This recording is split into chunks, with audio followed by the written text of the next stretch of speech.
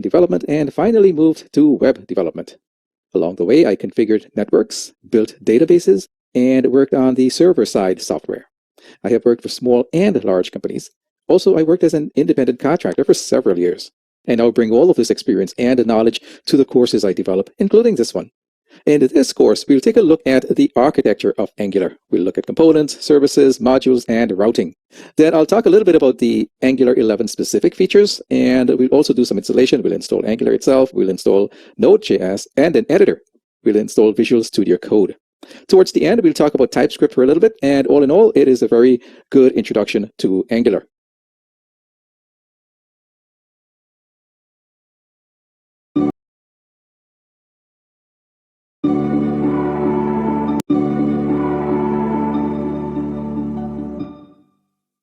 In this video, we're going to do an overview of Angular.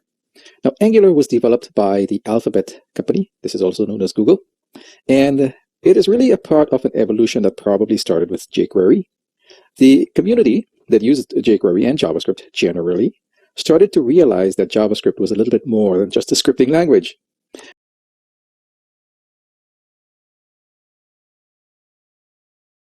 And with the advent of Ajax, folks realized that it was possible to use Ajax to refresh just a part of the page rather than the entire page. So that is the thinking behind Angular and Angular 11.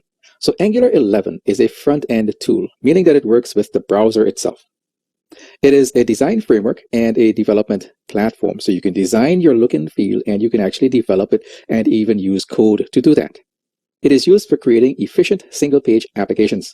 And what that means is that the browser only needs to go to one location, and that never changes. The only thing that changes is what is shown on the page, and that is refreshed automatically. So what are some of the features of Angular? Well, it facilitates development of cross-platform applications. What that means is that we can develop Angular applications, and those applications can work on any platform, Windows, Mac, Linux.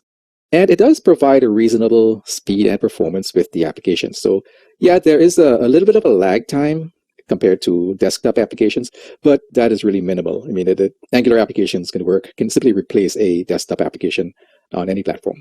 And we do have some high productivity with Angular, meaning that there's a lot of help out there in the community. Plus, Angular itself comes with a lot of modules, a lot of packages that you can simply download, and it adds to the application that you're developing. And it allows for complete development, meaning that even though Angular is a front-end application, you could eventually hook it up to a database using APIs, and that gives you a complete application.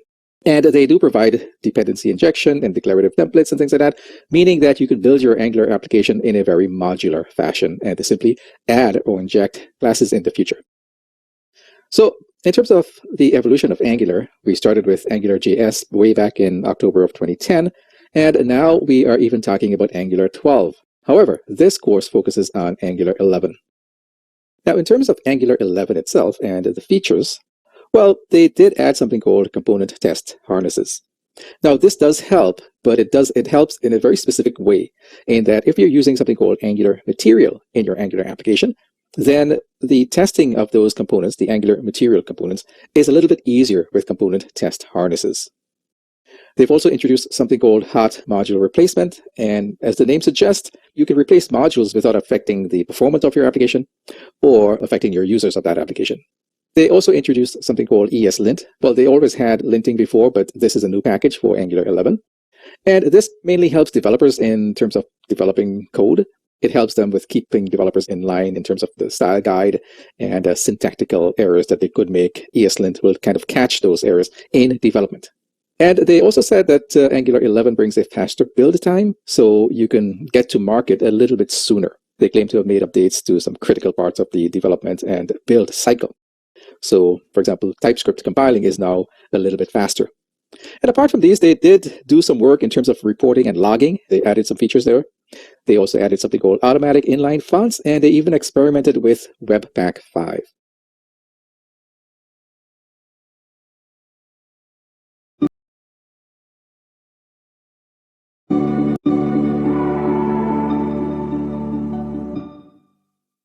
In this video, we'll take a look at the anatomy of an Angular application. So we start with the Angular module, Every application has to have at least one module, and that module acts as a container for your components. Components are the things that you will be spending most of your time with. These are the parts that make up a web page, a web view. Then there are directives, and a directive is really just a function, but it does a lot for your HTML, for your front end. It helps structure your HTML. It gives it new syntax. Services in Angular are functions or classes, and they do provide extra functionality to your application. And of course, any Angular application, well, actually, I shouldn't say any. In some cases, you may need routing, so you may develop different views using your components, and you may want to implement routing so that your users can go to different views within your application. Let's take a look now at the architecture of an Angular application. Remember, every Angular application should have a module, but it has to have a module, and that acts as a container for your components. We are going to have within our module templates as well. So there's a connection between your component and your template. Your component will use the template to push its view onto the surface of the browser. Then there might be feedback. So your users may interact with your template, which then goes back into the component. So there is event binding. There could be two-way binding, as well as there could be just one-way binding. Apart from that, you have directives, which help you structure your HTML. They add functionality to HTML. And we do have services as well. These can be injected anywhere. Actually, it's implemented in one place, but injected into different components, different modules. So these mainly used by your component. And of course, we can have a few of these modules working together. And so they create your Angular application. So the modules themselves. An Angular module is a container. It binds components together. Now, the moment you see something like this, you should understand that the components that you build for your application should be related. So it's a collection of closely related sets of capabilities. Each module can then have further subcomponents. The characteristics of an Angular module, well, an Angular application can have just about any amount of modules that you can possibly imagine. And the application will always have that main module, though, and it's usually called app module if you use the boilerplate application that you get with your installation. Of course, there could be other modules as well, but there will always be a domain module, and you may or may not have shared modules. There are also feature modules as well. So in terms of the components, well, components define the visual aspect of your application. That's where your user comes in. Your user will interact with your components. So that's the part that contains HTML, as well as CSS, and of course, business logic, which is built using TypeScript. Your components can define the actions that the user is able to perform on that component. So components are directives. They are directives just like any other directives, except that they are called special directives. They work specifically with templates. Each component belongs to an Angular module, and the components are created using classes. The @component decorator is used for these classes. So let's take a look now at parts of an Angular component. As you can see here in the image, I'm going to start with the component styles. Remember, your component is made up of a template, some code, and it may also include a CSS class. So your CSS classes can be injected into your template. Then, of course, you may have common services that you want to use throughout your application. So you can use that by injecting them into the component or the TypeScript class itself. Of course, the template for the component, it sort of defines what you use or interact with. Now, we can consider things like the selector and the template to be metadata. Well, these are the parts that your component needs in order to present itself to the user.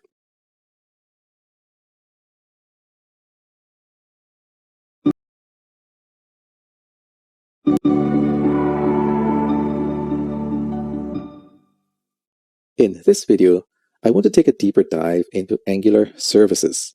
Now, services are really just classes, but they contain common code that can be shared across the application. A very popular service is the HTTP client service that allows you to make calls to APIs and things like that. So basically, they enhance reusability and they make your application more modular. Now, there's always only going to be one instance of the service class, and really only one should be created. So one object for each service that you have in your application. Then that object is shared amongst all of the other modules and components. So that service is shared amongst all the other services and components. And you know it's a service because it has the @injectable decorator in front of it. And all that means is that it is now part of the injector mechanism, meaning that you don't have to explicitly use the new keyword. So the injectors are responsible for creating a single object for the service class. And as I mentioned before, it is now shared with all of the other components. So injectors are used to provide these services to different classes, other services. So you could use one service inside of another service. That's actually a very common thing to do in Angular. Now, what you're looking at on the screen is a diagram. On the top, we have 4 services, and below that, we have a component that is consuming service B. So service A, B, C, and D are at the top, and our component will include service B within its class, and the service itself is injected via the constructor. So you see the constructor here, and service B is inside of it. Now, let's also talk about Angular pipes. These are the functions that are used to transform strings. So for example, a string like 10000 may not mean anything, but if we pipe that through a currency pipe, then it becomes $100. So obviously, pipes are used mainly in template expressions, so that's your HTML, and they can be used throughout the application. Once you declare them, you can use them in any template that you wish. There are also Angular directives, and these are used to attach some kind of behavior to the DOM elements, so your div tags, your p tags, your span tags, that sort of thing. Directives are those classes that contain the @ symbol as well as the word directive. So @ directive will mean that the class that you're looking at is a directive. And bullet point number 3 here shows an example of using a structural directive. In this case here, we are changing the color of the content by including a directive in the paragraph tag. Now, there are 3 different types of directives. I mentioned the structural directives. There are also attribute directives and components. Now, component is a directive, but it's a special directive. So structural directives, you saw an example of that earlier. It's a directive that is responsible for manipulating and modifying the elements on a web page. So you can either remove an element or show an element. Of course, what you're doing is updating the structure of the elements. Attribute directives, on the other hand, change the behavior of an element itself. So it changes the behavior of an element or even a component or even another directive. Angular routing is also part of Angular, and it is to show or to create different views. So routes are used to navigate to a single page, so that URL will never change. The single page applications do not refresh the entire page, so if you had to go to another view, the URL doesn't change, just the page itself changes. Also, with Angular routing, we can refresh certain parts of the application. It doesn't have to be the entire view that you change. It could only be a part of that view or a component. So with routing, the component displays for a specific URL, and also data can be passed from one component to another using Angular routing, so we can maintain state. So for example, you may want to use it to authenticate a user, and once that user is authenticated, state is maintained and the user is authorized for the entire site. With Angular routing, lazy loading is also possible, meaning that we only load components or views when they are needed.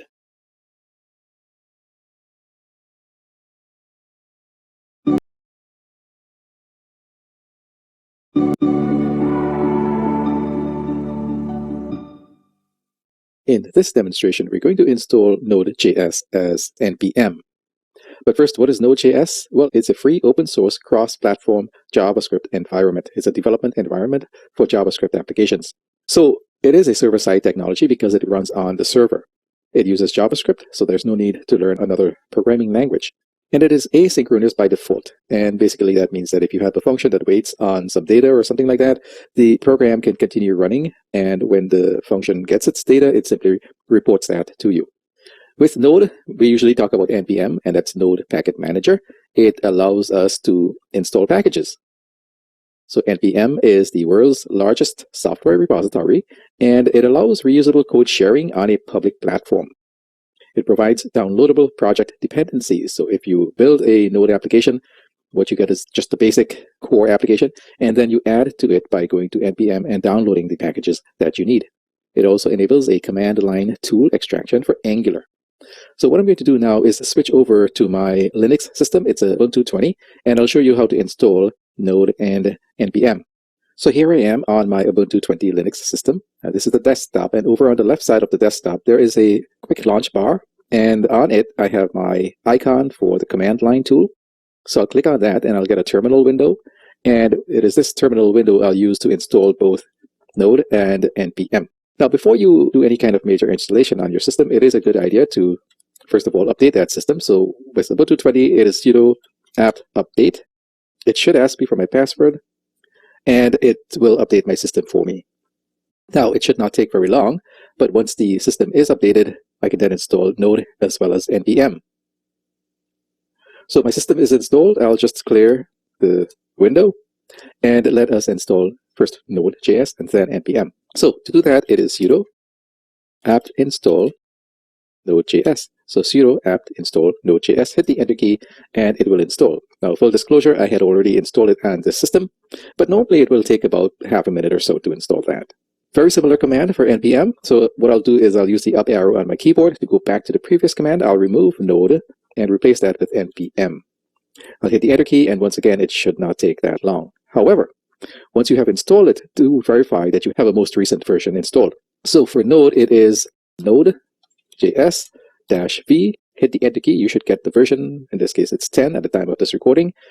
And you can do the same thing for npm. So npm-v, that should return 6.14 at the time of this recording.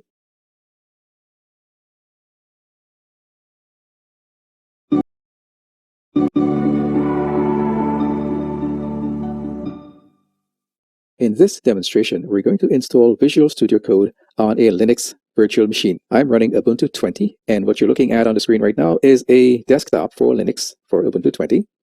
And we'll install an IDE, an integrated development environment called Visual Studio Code. Now, of course, we are going to develop Angular applications, and I will suggest that you do that inside of an IDE such as Visual Studio Code. Now, there are others out there like Atom, and you can even use Notepad++. But a good integrated development environment does lead to your productivity.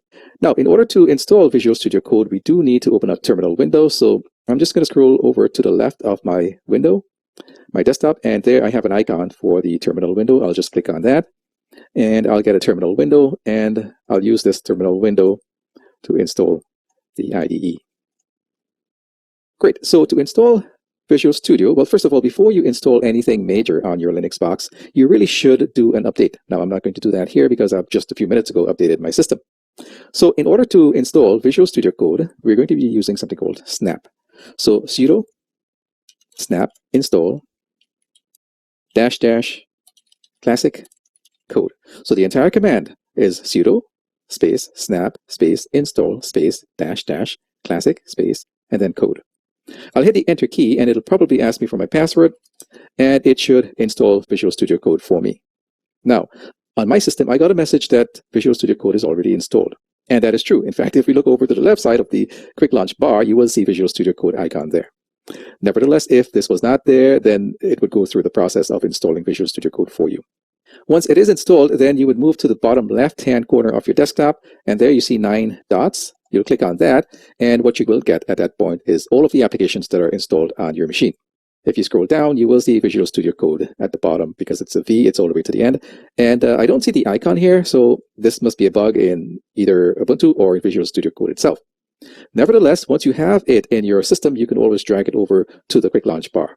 I'm going to click on that Visual Studio Code icon now, and it should open up the Visual Studio Code application for me. Now, yours may look slightly different, and again, it's because I was using this for a while before I recorded this video. But nevertheless, if you go to File, you will have the option there of going into a folder where you might have your Angular 11 application. So simply go to Open Folder, which is the 4th option down, and then navigate through your file system to find your Angular 11 application. Apart from that, in terms of Visual Studio itself, you may want to go through these screens or these settings here to sort of make it better for you. You can change the background colors and things like that. You can increase the size of the fonts, and just about anything that you can do on a Windows environment with Visual Studio Code, you can do it here using your Visual Studio Code but running an Ubuntu system.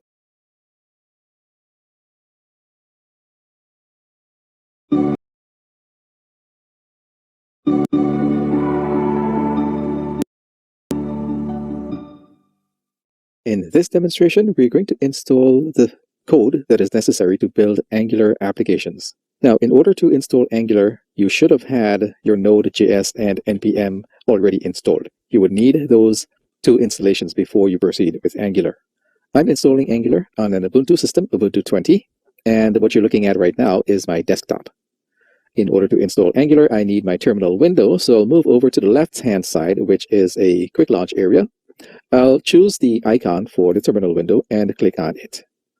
Once I get to this icon, I will enter the code to install Angular. Now, before we install any major packages or any other applications on our Linux systems, we should update the system. So sudo apt update should ask me for my password, and now the system will be updated.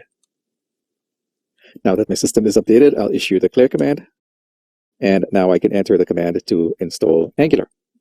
So to enter or to install Angular, it is npm install. Notice it's npm that I'm using. We're going to use the -g flag for global. And we're going to install now at Angular /CLI. Now, because I'm doing this installing Angular globally, I should add sudo in front of my npm. So the entire command to install the Angular CLI, which will give us the ability to install or to build Angular applications, it is sudo space npm space install space -g space the @ sign followed by Angular /CLI. I'll hit the enter key and we should get Angular installed. Now it does take about a minute or so. So what I'll do is I'll pause the video while the installation is going on, and I'll return to the video once the installation is done. Now, once the installation is complete, a good way to check that you have the latest version or the version that you installed, the command for that is ng -version. So ng -version at the prompt. So what it gives you is some information about the Angular system that you're using, as well as Node and the operating system. So up at the top, we have Angular CLI in big red letters, and then further down, it tells you the version. So it says 11.2.5. Notice that it also told us that we're using Node 10.19.0 and that we're running this on a Linux x64 system, so that's 64-byte operating system. And then there's some more information down below. So once you see something like this, you know that you have the proper Angular installed. In this case, we are working with Angular 11.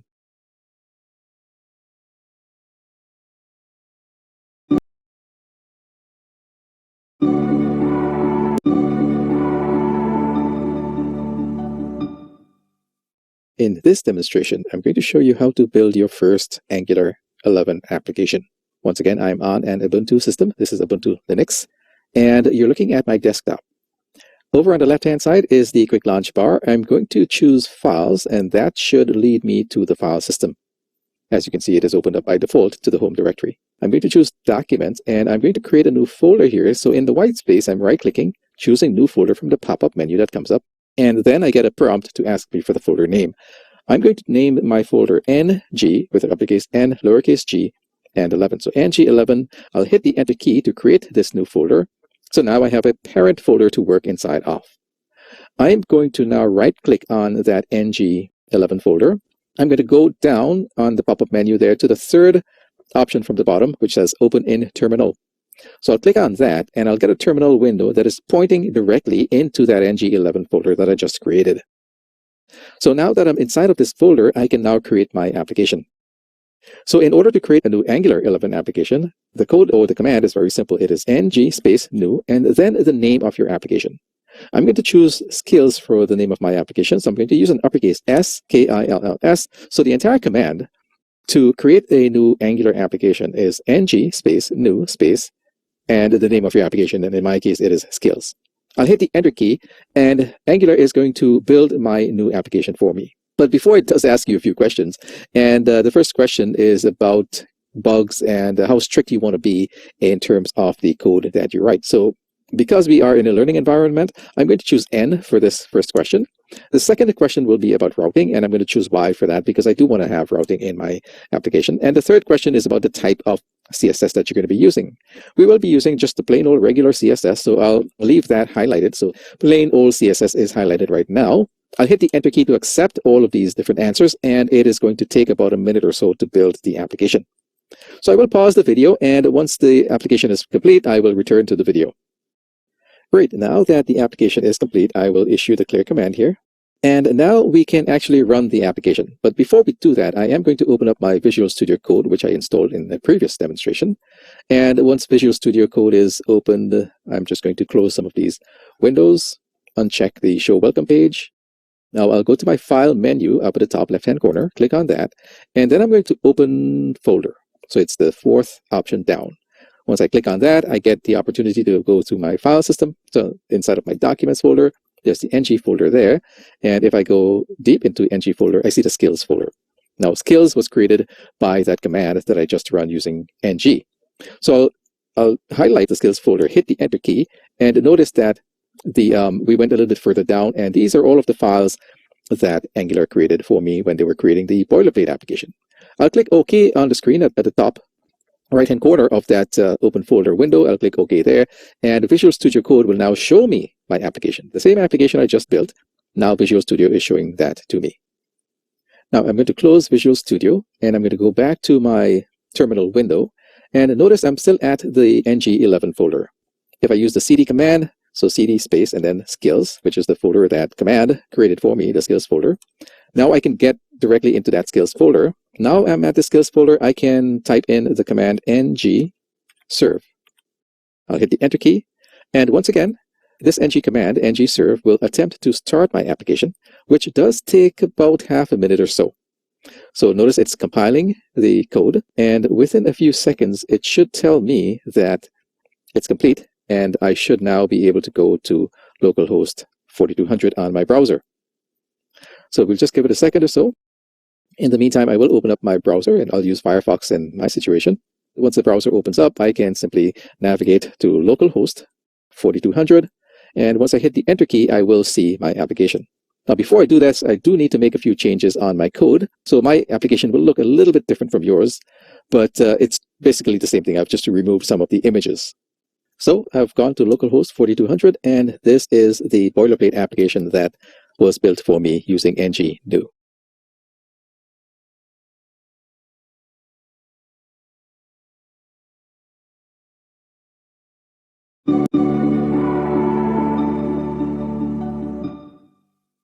In this video, we're going to look at the package.json file.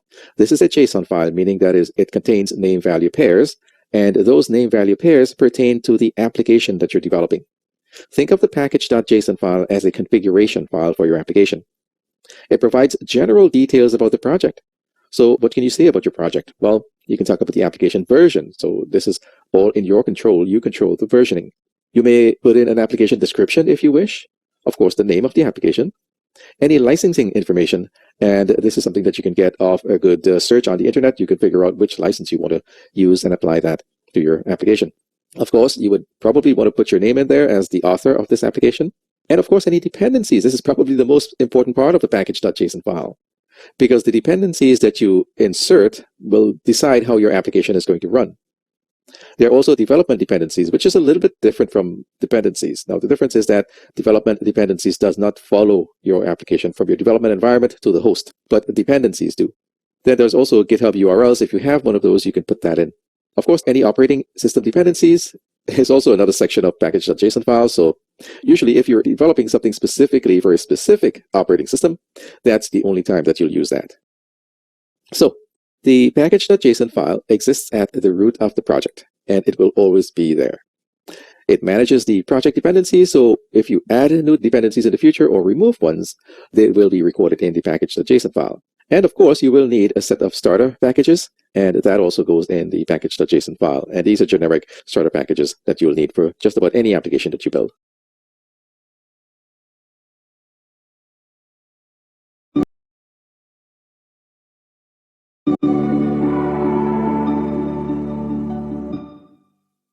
In this video, I'd like to take a look at TypeScript. TypeScript is a wrapper for JavaScript, and it is what is used by Angular mainly. Now, you don't have to use TypeScript in your Angular code, but it is definitely recommended for you to use TypeScript. Now, TypeScript was developed by Microsoft, and it continues to be maintained by them. However, it is now in the open source space, so it is considered open source code, open source technology. So it is an open source language, and it functions as a wrapper over JavaScript, as I mentioned. Think of jQuery, how jQuery worked. So TypeScript is very similar to that.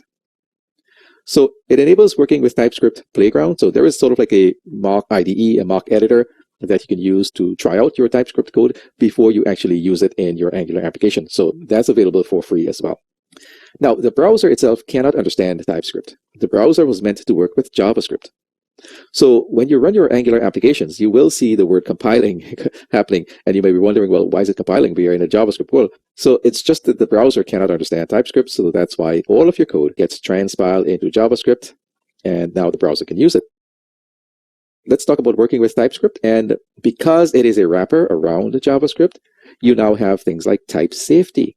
So with type safety, you define the different types that you have: integers, strings, booleans, that sort of thing. And that is maintained for you. With TypeScript, we also have things like interfaces and classes. So with your interface, it works just like any other interface. You implement it, you redefine the methods. With classes, you can have properties, you can have other methods, you can even have constructors. In fact, constructors play a big part in Angular. Also, there are decorators, and decorators come with a special symbol. And all that means is that you can write functions as decorators, and you can use those decorators inside of your TypeScript code, inside of your classes.